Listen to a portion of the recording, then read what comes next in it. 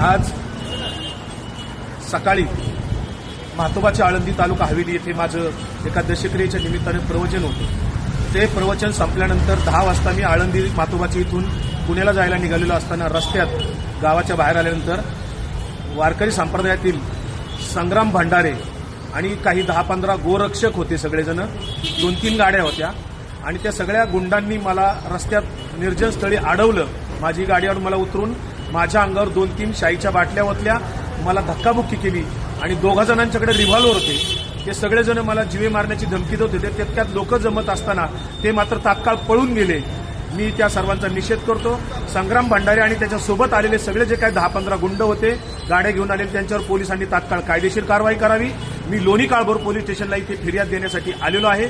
जोपर्यंत त्यांना सर्वांना अटक होत नाही तोपर्यंत लोणी काळभोर पोलीस स्टेशन येथे माझा सत्याग्रह सुरू राहणार आहे।